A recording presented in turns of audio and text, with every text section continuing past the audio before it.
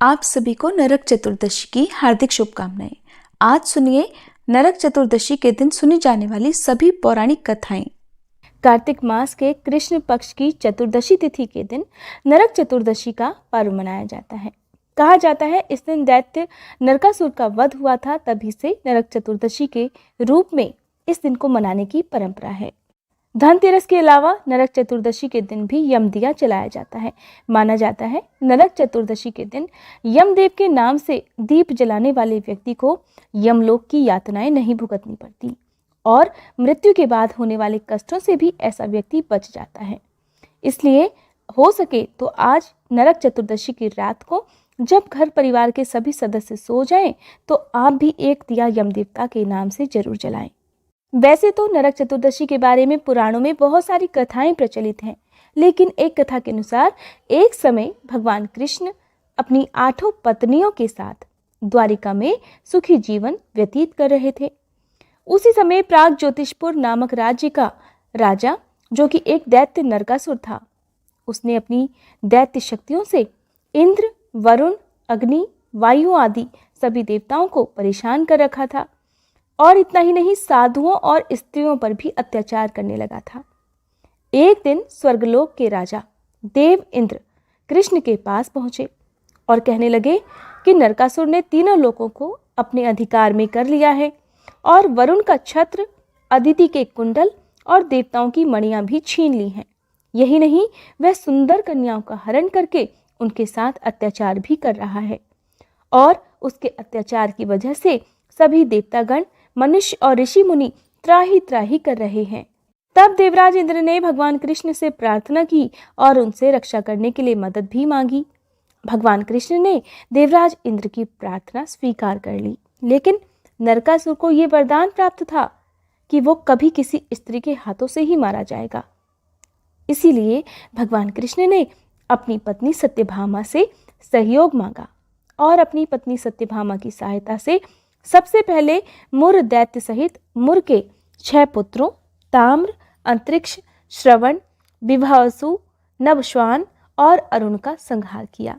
मुर दैत्य का वध हो जाने के बाद इस समाचार को पाते ही नरकासुर अपने अनेकों सेनापतियों और दैत्यों की सेना के साथ भगवान कृष्ण से युद्ध करने के लिए आ गया। लेकिन नरकासुर को क्योंकि स्त्री के हाथों मरने का श्राप था, इसलिए भगवान कृष्ण ने अपनी पत्नी सत्यभामा को अपना सारथी बना लिया और उनकी सहायता से ही नरकासुर का वध किया। जिस दिन भगवान कृष्ण ने नरकासुर का वध किया था, उस दिन कार्तिक मास के कृष्ण पक्ष की चतुर्दशी तिथि थी। मान्यता है कि इस दिन को तभी से नरक चतुर्दशी के रूप में मनाया जाता है और रात में दीप जलाकर उत्सव भी मनाया जाता है। एक अन्य पौराणिक कथा के अनुसार हिरण्यगर्भ नाम के एक राजा ने राजपाट छोड़कर तप में विलीन होने का निश्चय किया। कई वर्षों तक तपस्या करने के कारण उनके शरीर में कीड़े पड़ गए थे। इस बात से दुखी हिरण्यगर्भ ने नारद मुनि से अपनी व्यथा कही। नारद मुनि ने राजा से कहा कि कार्तिक मास कृष्ण पक्ष चतुर्दशी के दिन शरीर पर लेप लगाकर सूर्योदय से पहले स्नान करने के बाद रूप के देवता भगवान श्री कृष्ण की पूजा करें। ऐसा करने से उन्हें फिर से सौंदर्य की प्राप्ति हो जाएगी। राजा ने सब कुछ वैसा ही किया जैसा कि देवर्षि नारद ने बताया था। नरक चतुर्दशी के दिन किए गए इस उपाय से राजा फिर से रूपवान हो गए। तभी से इस दिन को रूप चतुर्दशी भी कहते हैं।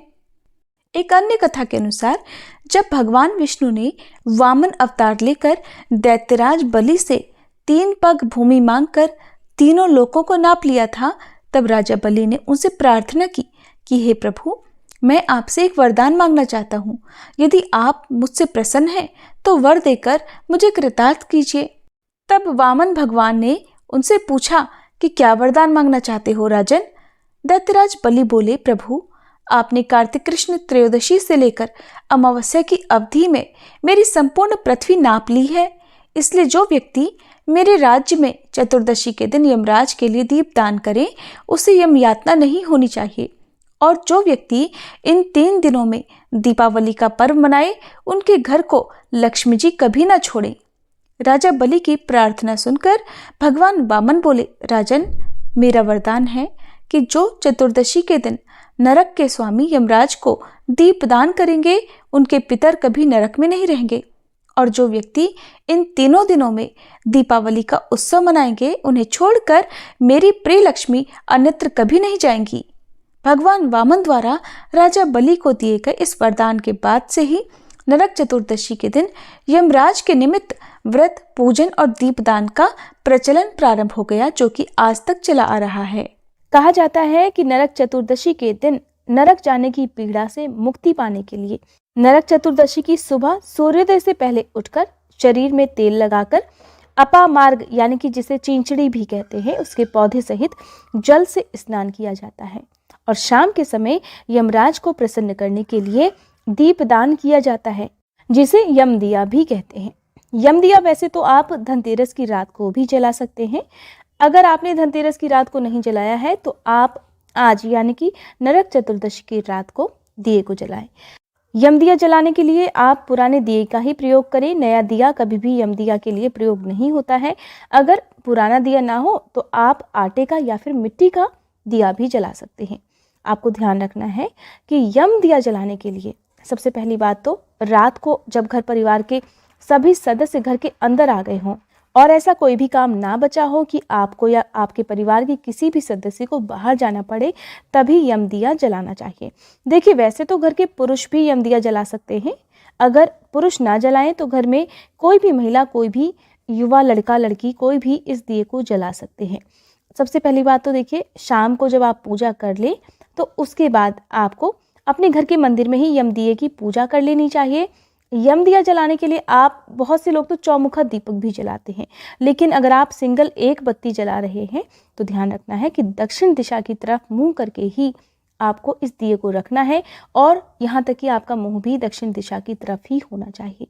यम दिया बाहर रखने से पहले आप चाहें तो अपने घर के मंदिर में रखकर भी इसे जला सकते हैं और उसके बाद बाहर ले जाकर आप इस दिए को रख सकते हैं। देखिए, कहाँ कहाँ आप यम दिया रख सकते हैं। सबसे पहली बात तो अगर आपके लिए बाहर जाना संभव नहीं हो, जैसे कि आपके आसपास नाली ना हो, कूड़े का ढेर ना हो, सुनसान जगह ना हो या चौराहा ना हो, तब आप इसे अपने घर के मुख्य द्वार पर भी रख सकते हैं। लेकिन यम दिया हमेशा घर के बाहर रखकर ही जलाया जाता है। मतलब जब आप रखेंगे तो बाहर की तरफ ये होना चाहिए, मुख्य द्वार के अंदर ना हो। तो इसका मुंह दक्षिण दिशा की तरफ होना चाहिए। और सबसे पहले आप चाहें तो 7 प्रकार के अनाज या फिर चावल की ढेरी या गेहूं की ढेरी बनाकर उसके ऊपर आप यम दिए की स्थापना करेंगे। स्थापना करने के बाद यम दिए की अक्षत कुमकुम से पूजा करें, हाथ जोड़कर प्रार्थना करें और यम दिए के अंदर आप जलाते समय 7 दाने गेहूं के या चावल के डाल सकते हैं या 1 रुपये का सिक्का आप डाल सकते हैं, या अगर आपके पास कौड़ी है तो उसे भी आप यम दिए के अंदर डाल सकते हैं। और फिर आप इस तरह से हाथ जोड़कर प्रार्थना करें कि आप और आपके परिवार को यमदेव हर प्रकार से सुरक्षा प्रदान करें, किसी की भी अकाल मृत्यु आपके घर परिवार में या किसी भी रिश्तेदारी में ना हो। इसके साथ ही आप यम दिया जलाकर घर के अंदर आ जाएंगे। आपको ध्यान रखना है, यम दिया जलाने के बाद वापस पलटकर इस दिए को मुड़कर नहीं देखना चाहिए। फिर आप अगले दिन यानी कि जिस रात आपने दिया जलाया है उस रात के अगले दिन सुबह अंधेरे ही आप उठकर क्या करेंगे, सूर्योदय से पहले उठकर आप इस दिए को बाहर कहीं भी फेंक देंगे, चौराहे पर या नाली के पास में जहाँ पर भी जगह है, या कूड़े के ढेर में भी आप इसे डाल सकते हैं। लेकिन इसके अंदर अगर आपने अनाज डाला है तो आप उसे निकाल कर चिड़ियों को डाल सकते हैं, और अगर आपने सिक्का डाला है तो आप उस सिक्के को किसी को दान कर सकते हैं। शनि देवता का जब आप दान देते हैं तो तेल के साथ आप इस सिक्के का दान कर सकते हैं।